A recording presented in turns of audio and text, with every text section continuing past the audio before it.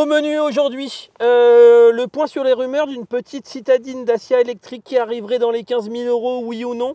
On ne pourra plus dire que les automobiles électriques sont chères. Ouais, il y en a toujours dire qu'ils vont me dire 15 000, c'est quand même une somme, mon bon Cédric. Enfin, on reste à argent. Toi, influenceur du Bayotte. Non, mais à monnaie constante, on retrouve quand même un peu de raison. Takata, ça ne touche pas que Citroën, plein de marques sont rappelées. Tu auras pas mal d'études sur la Chine et tu remets en contexte, c'est intéressant comme info, de voir en fait ce que représente la Chine dans la production de voitures électriques versus le reste du monde. Et c'est assez impressionnant. Et puis Renault, Aflin, prend soin de son patrimoine. Vous allez voir, c'est une séquence émotion. C'est une démarche plutôt bonne. On a nos lunettes de soleil, ça c'est offert par ma femme. Ok. Parce qu'il fait vraiment très beau. Et moi du coup je mets ma casquette parce que moi j'ai plus de cheveux. C'est pas pour faire être cool ou pas cool, c'est juste que j'ai plus de cheveux. Bonne vidéo, le petit commentaire de soutien.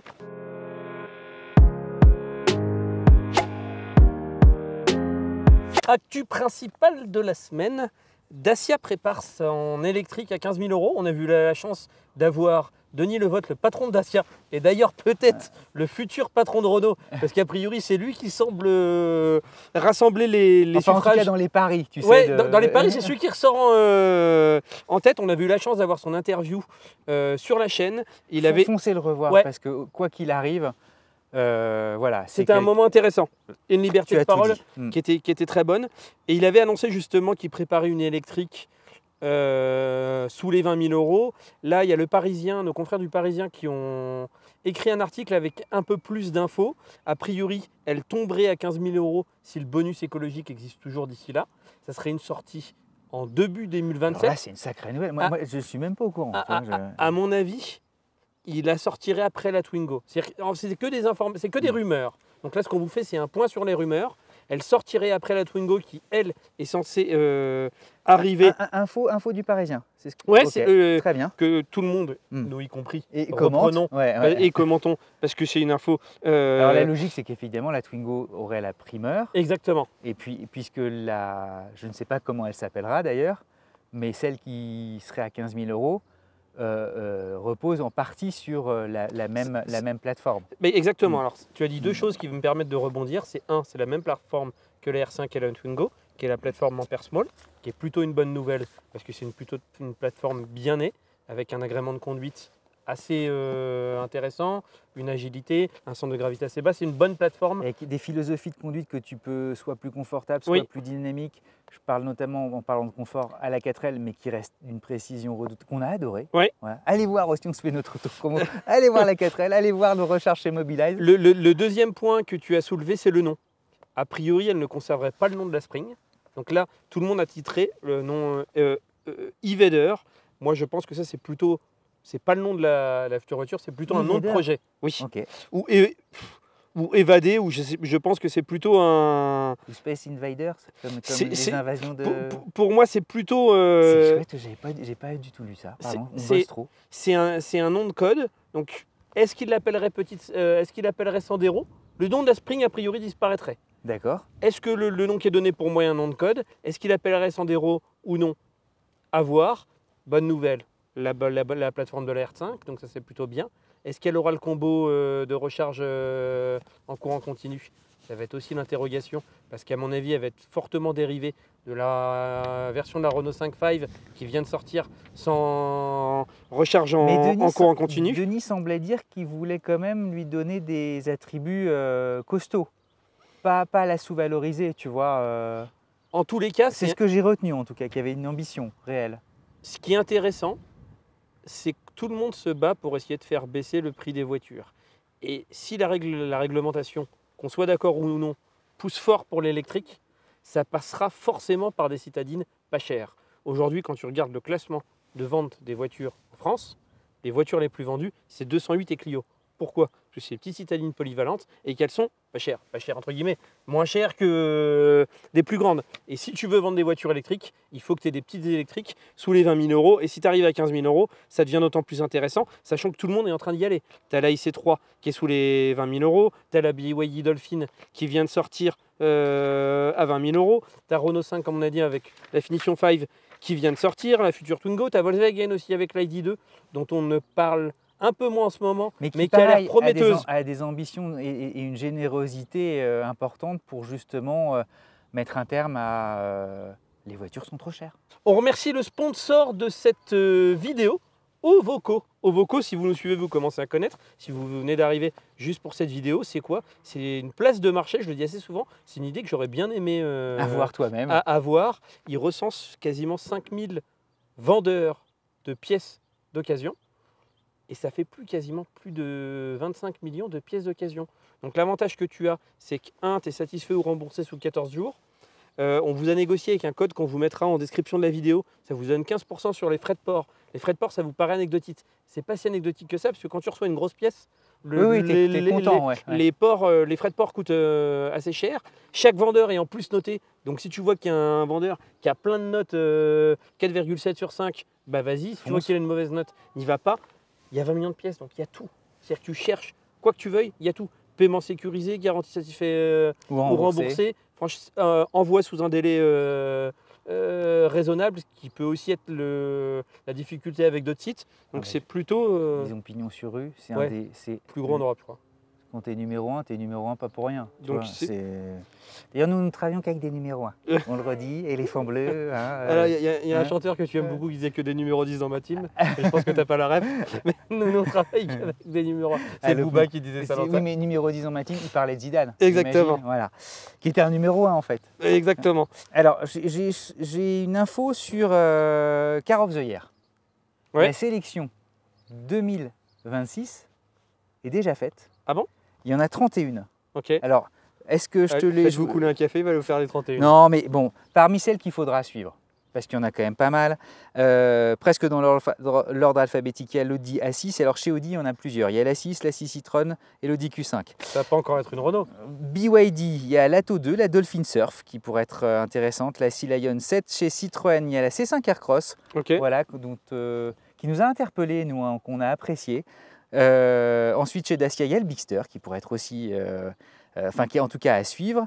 Chez Jeep, il y a le Compass, il y a évidemment la Renault 4, il y a le Skoda Elroq, il y a la Nissan Leaf, la Hyundai Ioniq 9, la Lancia Epsilon, figure-toi. Voilà. La Kia EV4, la Leapmotor C10, la Mazda 6e, qui est très jolie. En même temps, 31 voitures. Désolé d'être un peu critique, ouais, mais il y a quasi tout le monde. Il y a eu combien de lancements sur l'année? Parce que tu as une quarantaine de marques automobiles. Mais justement, puisque tu m'ouvres cette porte-là, tu n'as pas de BMW, tu n'as pas de Peugeot, par exemple, qui sont quand même des gros acteurs. Heureusement, tu as une Volvo, la Volvo ES90, donc la limousine basée sur le X90. Donc 100% électrique. Parce qu'il faut que ce soit une voiture qui soit sortie l'année d'avant. Exactement. MG HS, MG H5, Mercedes CLA sans doute aussi à suivre. Tu sais, celle qui flirte avec les 800 km d'autonomie, qui est très jolie. Intéressante. Voilà. Allez voir cette liste, dites-nous ce que vous en pensez, elle est consultable facilement. C'est à suivre. Et puis ensuite, il y a des sélections pour qu'on en garde petit à petit. Tu sais, c'est comme c'est le championnat du monde. Hein. Et à la fin, il n'en restera qu'une. Hein. Voilà. Genesis. Rien à voir avec le groupe de rock. Il revient. Ils reviennent peut-être, mais là c'est plutôt l'automobile. Donc Genesis, c'est quoi? C'est la marque de luxe de Hyundai. Après Polestar, un autre constructeur arrive en France, Genesis. Arrivée prévue l'année prochaine, donc en 2026. C'est en gros le concurrent de Lexus. Finition haut de gamme, c'est sur une base de voitures du groupe Hyundai qu'ils améliorent pour les rendre un peu plus chic, un peu plus élégantes, plus confortables, etc. Ils arriveraient a priori qu'avec des modèles 100% électriques. La plus grosse en termes de vente, ça serait la GV60. C'est un SUV électrique compact de 4,52 m, qui est une sorte de cousine de la Ioniq 5. Tu aurais ensuite un SUV un peu plus grand, vous l'avez compris, 100% électrique de 4,72 m qui s'appelle la GV70. Et enfin le vaisseau amiral. Organisation alors, c'est chouette. Hein. Et le vaisseau amiral, ça serait un SUV de plus de 5,01 m qui est le G80. Et voilà. Mais allez regarder Genesis parce que c'est une marque qui notamment s'est fait les dents en Amérique du Nord, un peu comme Lexus pour Toyota. Oui. Et c'est vraiment des automobiles de qualité. Ça prouve que les Coréens sont des acteurs majeurs de l'industrie automobile. Hein. Avant, c'était en fait de base, c'était la finition haut de gamme des Hyundai. Et depuis 2016, c'est devenu une marque à part entière qui a fait toutes ses armes aux États-Unis.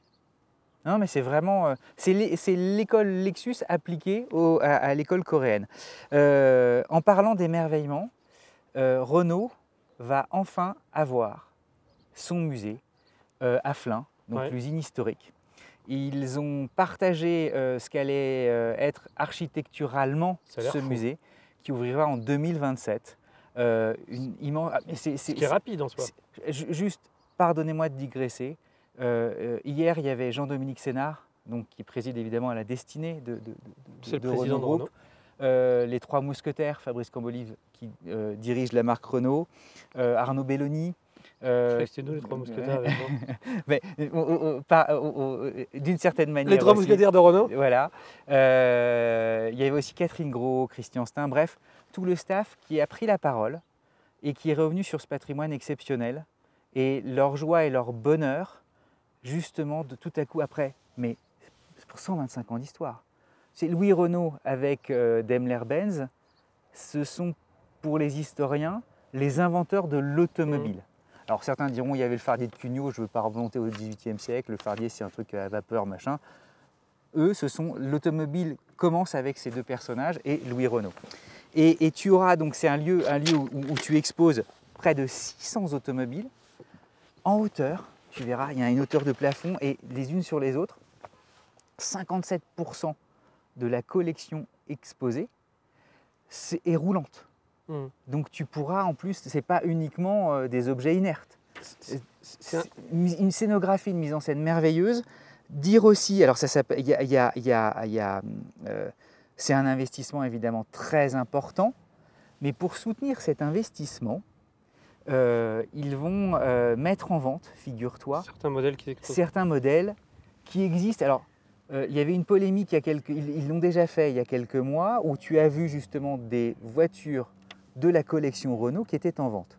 Et il y avait sur Internet, certains disaient « Oh là là, ils sont en train de brader les bijoux de famille ». Ce n'était pas du tout le cas. Arnaud Belloni l'explique très bien. Il dit « Écoutez, il y a des voitures qui sont en doublon, en triple, enfin, qui ont justement en quadruple. On ouvre ça. Ce sera d'ailleurs, vive Mathieu Lamour, vive Arcurial. C'est l'une des plus grandes ventes d'adjudication française. Et c'est Mathieu qui s'en occupera. C'est le 6 et 7 décembre prochain. Donc, ça permettra de financer ce fameux projet. Et ce sont des doublons ou des triples, tu sais. Donc, n'hésitez pas. Ce que je trouve plutôt bien, sans en faire des tonnes sur Renault, mais en ce moment, c'est vrai qu'ils ont un peu tous les voyants, tout le vent en poupe. C'est que dans un monde où tout est ROI, allez foutre de l'argent. Dans un building comme ça, c'est à fond perdu. Mais le passé peut définir qui tu es et fait partie de ton histoire. Et de il n'est pas négligé. Et de ton image. Et surtout que dans un monde où l'électrique a du mal parfois à convaincre et donne des voitures qui parfois peuvent être aseptisées, je ne dis pas pour les fans électriques qu'elles le sont toutes, mais quand tu surfes sur une vague un peu néo-rétro comme l'a fait la R4, ou la R4 je pense qu'un point de vue design, tout le monde ne l'aimera pas, mais elle parle à la fois aux gens qui ont connu la 4L et à la fois les jeunes qui eux n'ont jamais connu se disent ouais elle est sympa. Et l'adoption aussi de l'électrique que tout le monde pousse à fond, est-ce que c'est la bonne chose? J'en sais rien, mais en tous les cas, à un moment donné, il faut que tu suscites des émotions. Et le passé fait partie de ces émotions-là. 3 choses à dire. Parmi la collection, tu as déjà une 4L. Oui. Parce qu'à chaque fois, on prélève sur les chaînes justement de Renault un modèle qui est dédié à la collection permanente du musée. Juste un petit truc pour démontrer la puissance de la marque. Les Allemands étaient passés maîtres, tu sais, justement dans l'art du musée. Eux, ils sont très forts pour entretenir leur Mercedes et tout. Il n'y a que les grandes marques qui ont leur musée. Et voilà, et Renault se devait de l'avoir. De dire qu'aussi, puisque tu abordais les finances, Arnaud Belloni confiait une chose amusante, c'est-à-dire qu'il est allé voir Jean-Dominique Sénard et il s'est dit, bon, je vais te présenter, mais un nombre de visiteurs ultra bas, pour voir si c'est rentable ou pas.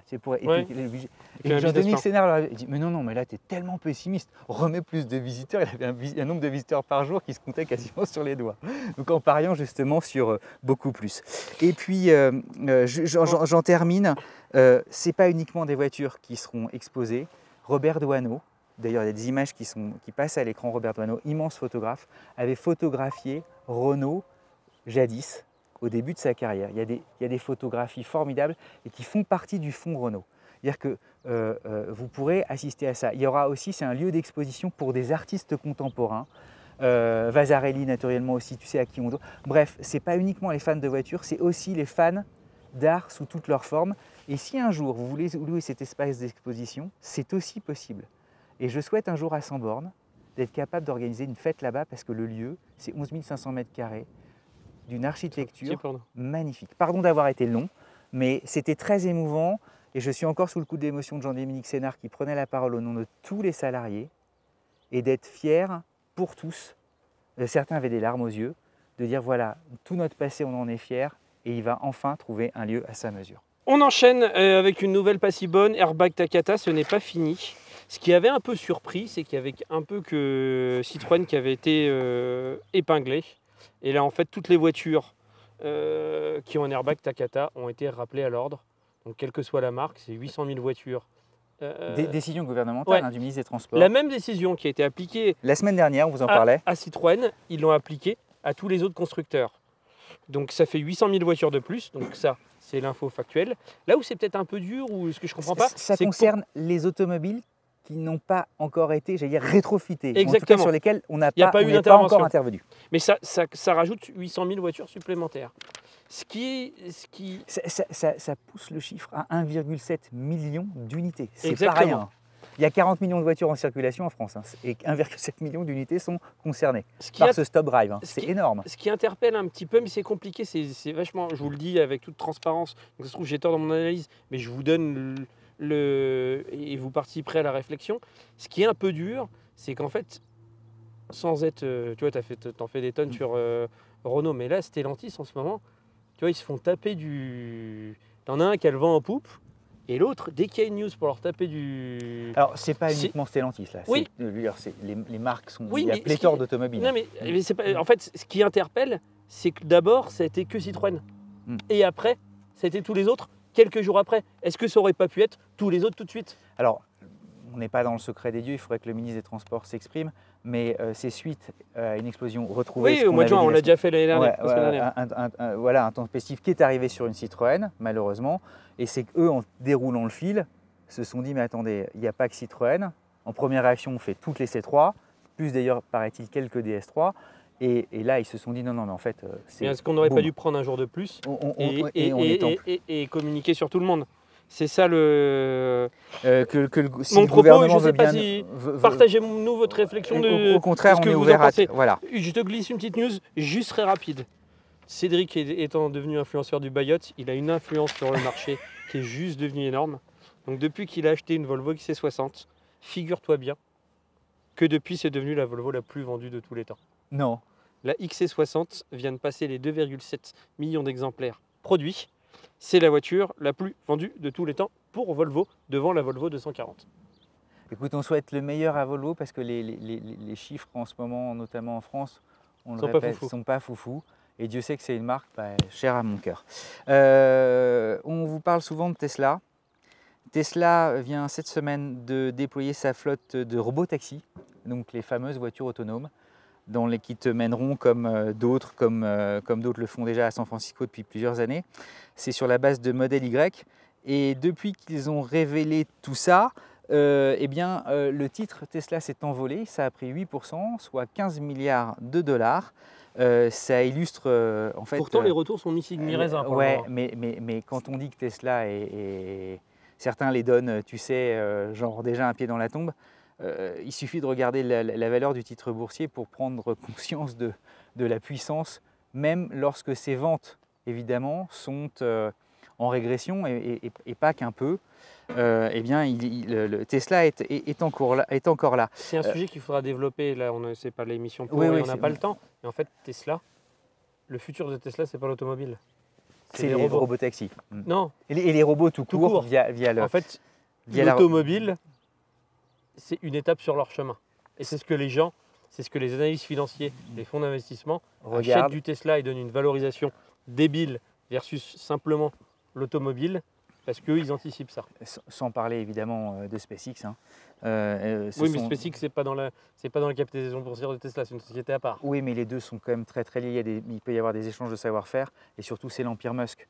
Donc tout ça est quand même intimement marié. Un reproche des spécialistes disant que le robotaxi n'utilise pas de lidar, alors que Waymo ou Alphabet, donc Google, qui eux sont les spécialistes notamment outre-Atlantique, avec déjà plus de 10 millions de courses à leur compteur, eux utilisent un lidar et la NHTSA, tu sais, c'est un peu le juge de paix de la sécurité routière américaine, dit ouais, ce serait quand même mieux que les robots taxis de Musk et des lidars. Ce à quoi Tesla répond mais non, non, non, nous ça va bien, nos caméras et la gestion de nos caméras nous permettent de voir suffisamment.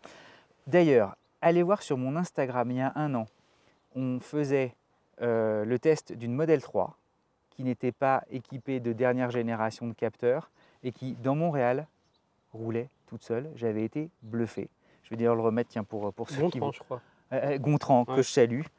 Mais quand je dis bluffé, elle avait emprunté une voie à sens unique et en face, une voiture était remontée de Venon, prenant un sens interdit. Je me suis dit, elle va nous rendre la main en disant, mais c'est pas possible, j'ai une voiture qui arrive, qui reprend un sens interdit.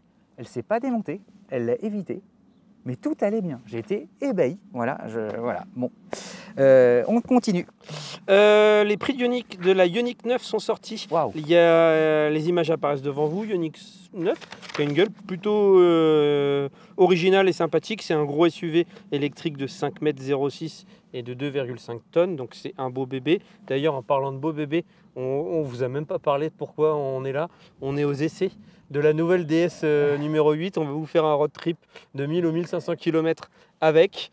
Et donc elle est juste derrière nous, on ne vous en dit pas plus. DS numéro 8, qu'on a eu la chance d'aller regarder cette vidéo. Ouais. De voir l'émergence. Comme vidéo, ça. Ouais. Non mais on est quand même, on a de la chance. On a participé justement à sa naissance, à sa genèse. Et bon voilà, je dis plus, je n'ajoute rien. Ioniq 9, 3 motorisations, 218 chevaux, 620 km d'autonomie, 307 chevaux en transmission intégrale, 606 km d'autonomie, 428 chevaux, 600 km d'autonomie, toujours en transmission intégrale. Là où c'est curieux, c'est les prix. Tu as la Clio EV9, c'est le même groupe, donc c'est les mêmes plateformes, etc. Donc ils sont censés se tenir à peu près. Et là, la Ioniq 9... Tu m'autorises à mettre ta casquette ou pas tu veux la... Je vais avoir une inspiration. Et vive Betson et Chéri. Merci.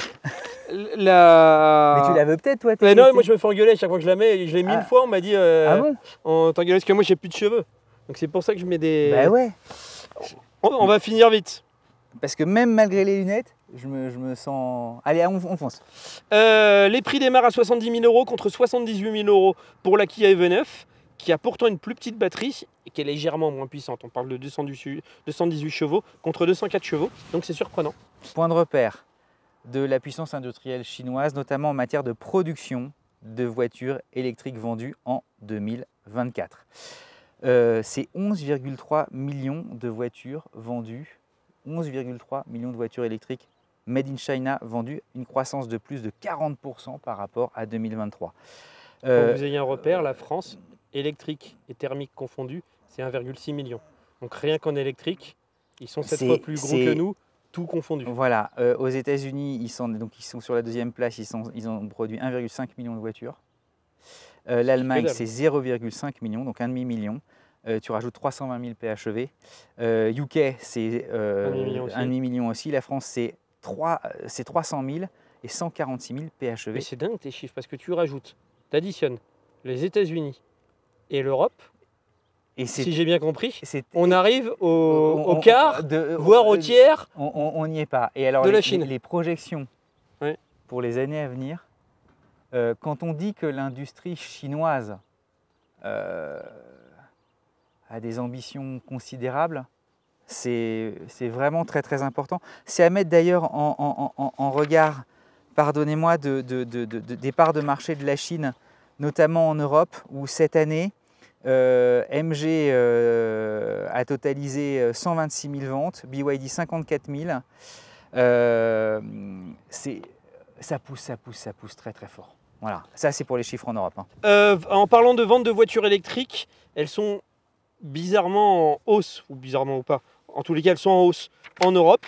Le marché européen a fait plus 1,3% le mois dernier, là où en France c'était catastrophique, les PHEV ont progressé de 46% le mois dernier, là où en France ça marche pas bien à cause d'un malus, notamment au poids. Les électriques ont progressé de 26%, même si Tesla a baissé lui de 28%. Mais en parlant de Tesla, elle vient à peine d'être éligible au bonus écologique en France. Donc on pense que ça devrait un peu... lui redonner un petit coup de boost. Oui, et là on pourra vraiment... Je pense que dans 2-3 mois, il est un peu trop tôt pour dire Tesla s'effondre. Attendons de voir dans 2-3 mois qu'elle soit éligible au bonus. Et là, regardons les chiffres. Et là, on verra vraiment la trajectoire de Tesla en France. À la fin de l'année. Ouais. Les amis, vendredi, donc demain. Ouais. Comparatif entre la Peugeot 3008 et la Peugeot 5008. C'est sympa, sur de très jolies routes. Ouais. On fait rarement des comparatifs et on s'est dit, au-delà de la question toute bête de oui, vous avez plus d'enfants, donc prenez la 5008 plutôt que la 3008, mais est-ce que la 5008, même si vous avez le même nombre d'enfants et qui tient dans la 3008, ou vous n'en avez pas, est-ce que la 5008 est plus intéressante que la 3008? Pour résumer, il y a un choix entre une Rolls et une Golf GTI. Moi, je les ai baptisés comme ça. Et en plus, on essaye la nouvelle version 4 roues motrices qui punch un peu. Et c'était, moi, j'étais resté sur un souvenir somme toute moyen. Et là, ça vous permettra de la découvrir en même temps. Le petit commentaire de soutien, la bise à mamie, à très vite. À demain.